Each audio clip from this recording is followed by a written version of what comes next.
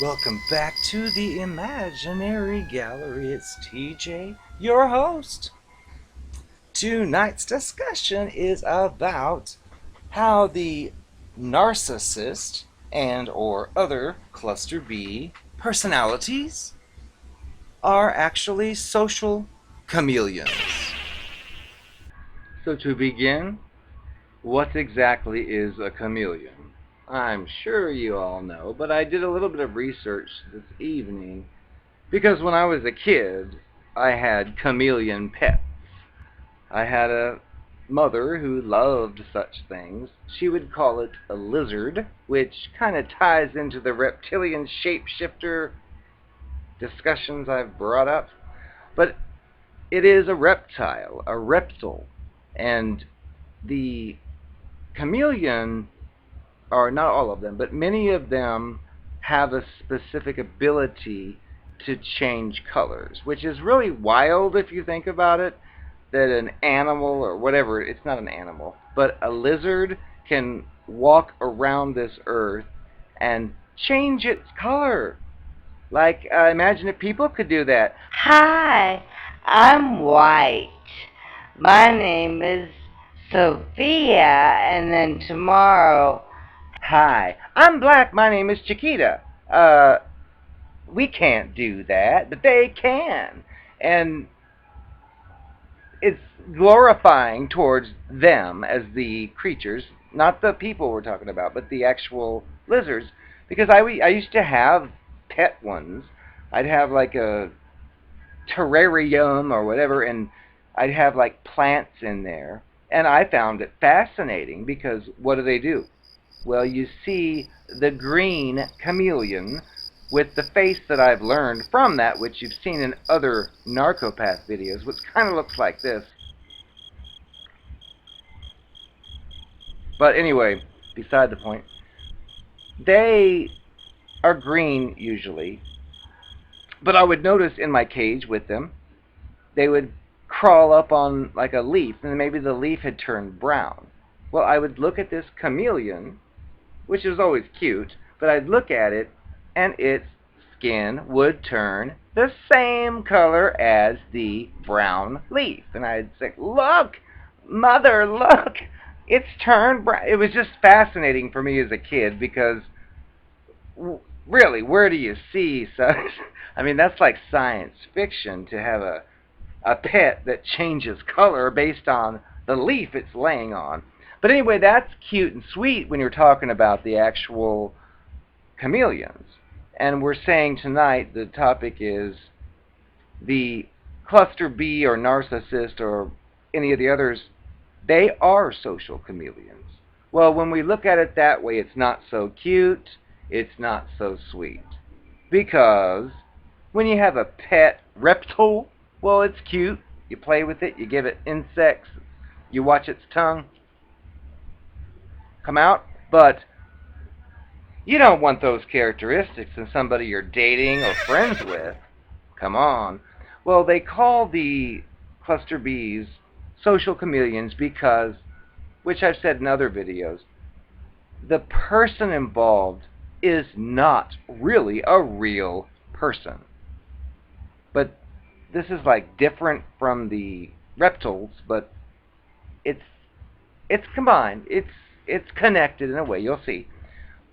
So what the human being version of the social chameleon means is that when it's a cluster B personality disordered individual, they will, well, they have their agendas. They're not real human beings. They're not like a person you could look in on every year, 2 years, 3 years, and see the same person with the same traits and the same interests. No, they're not like that. They basically are predators, which differs from the chameleons, but the chameleon part comes from the fact that the real chameleons can, for example, if they're out in the woods and a predator's around, they can crawl onto a certain color leaf and change into that color. So that makes them less likely to be seen by the predator. Well, the opposite's kind of true with the human being who's cluster B, because they are trying to fit in with whatever surroundings they're in at the moment for some kind of twisted, sick, evil agenda. So what this comes down to is, well, I've seen it before, like in high school, which I wouldn't really classify as cluster B. That's kind of like you're young, you're trying to find out who you are.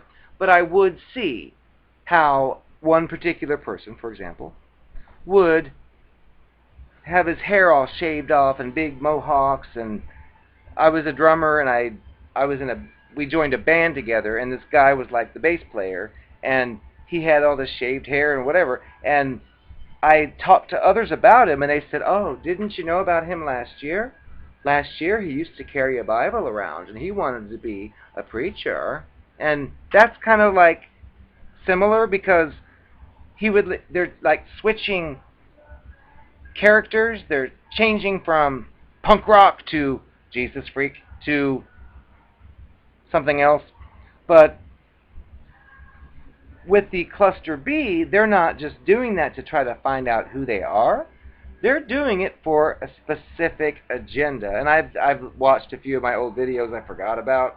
And yes, I've given plenty of examples of how people will see that you're into yoga. So then they'll be like, "Oh, I know this yoga routine," to mirror you, which is one of the stages. But that's kind of the same deal here. Is it's they adapt like the chameleon does. So if they meet you and you love, well, this is a real example. You love to run. You run track. You love it. Well, someone who's one of these cluster Bs may see that and then mirror that by saying, "Hey, tonight I'm going to go running," designed to appeal to the runner, and that's the way they work. So the chameleon in real life and the social chameleon of the cluster B, they're similar in some ways, but it really, this is not a science class, so it doesn't really matter exactly. It's just I found it an interesting parallel between how those creatures out there that are actual lizards, reptiles, and how they can adapt, which I'm sure is for many different reasons. But then you transfer that over to the human beings, and they do the same thing where they don't really change their colors, but they mimic the people around them. And I've known a few who I've hung out with, let's say in one setting, and they'll be whoever I think they are. But then we'll go to like a different setting, and all of a sudden I'd be shocked and see the same person I've known and talked to daily start talking in a different accent, start acting a different way, and I'd be like, "What's going on here?" Because see, I've never been that way, but again, some people are. I think, why can't you just be you anywhere? But some people, whether, and I'm not saying that they're all cluster B, but I just found it strange and interesting that a person would represent themselves in so many different ways. Now, this is all cute and sweet when we're talking about little reptiles and kids who are trying to find their way in the world, but the deal with the narcissistic personality disorder or other cluster B disorders is they're not doing these things to find out who they are. They have agendas in mind. They want something from someone, so they change their colors for that purpose. And what normally is involved is they're changing their appearance or their personality in order to get some kind of reward out of the interaction that they know that if they were like who they really are would never happen. And that's one of the things they do. They cheat. They cheat and scam people. And I'm thinking the reason is because the fact of this is underneath all the theatrics, they know that they're not like a real person. They know that they are not something that any regular person would really want to be involved with, because I'm sure if they're older than the teenage years, they've probably had plenty of rejections based on their desires and behaviors from other like regular humans.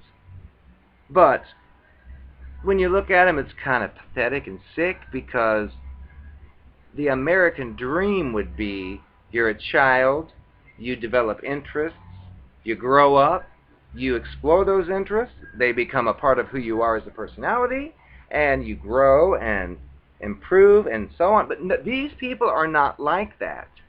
They instead, I'm guessing, feel that they were cheated somehow. Maybe they were abused or who knows what, but the problem is when you become an adult, you have the choice to correct things that aren't working and adjust, but it seems like they've accepted that they are what they are and that's all they're going to be, so they just learn better ways to hide what they are, which I'm the expert with those people. I've seen so many to think, how could you ever give up on what you might really like and explore it to in exchange for pretending that you're something you're not? I mean, again, I don't get it. I wouldn't do it and think it's cheating your life away. But again, I can't necessarily see things from another person. Maybe they had a different experience than I did, but still, I would think there'd come a time when you realize, like, okay, I've been pretending here and pretending there, I better get my act together. But I don't see that with the cluster Bs I've known. But the fact of the matter is, they don't have an actual true identity. And the way I illustrate this is, let's say someone has died, and you're the police investigator, and you go into their home and find that person's bedroom. Well, you look in that bedroom, and what do you see? You will see pictures of particular rock stars. You will see books by particular authors. You will see drawings of particular cartoons. I mean, you'll see a bunch of different things. Oh, you will see a bunch of different things which, if anyone walked in, they would be able to look and say, oh wow, this person likes that sports team. Oh, this person must be into crafts and artwork with lycra. Ooh, this person must really like that band. Look at those posters. Oh, and that is like the way it works for a regular, real person. You can go into their room and see all their belongings. And then to add to this, you could, if you could, reach into that person's past and pick out 20 people from different time periods in their life. You could like sit them down and say, hey, this person's been found deceased. What did you know about them? And the things they would say would correspond with the things you saw in the room. But with the cluster B, they don't have any of that. They are simply a free agent actor pretending to be this or that for whichever project or target they're working on. And again, maybe they like it, maybe that gives them pleasure, but personally, I just couldn't imagine living that way. But that doesn't matter.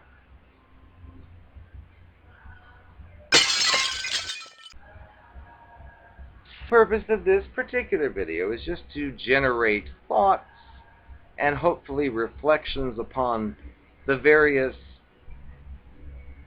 personality cluster Bs you've met, because it's very common, for example, that you will meet a person who turns out to be a toxic cluster B monster, and for the longest time you really felt like you two had so much in common, but then let's say you're discarded and it's over, and then a week or so later you see that same person and their hair's different, their clothes are different, their body language is different, and you overhear them and their speech is different, for the regular human being, that's a lot to try to take in and understand and comprehend, because most of us don't exist in that manner.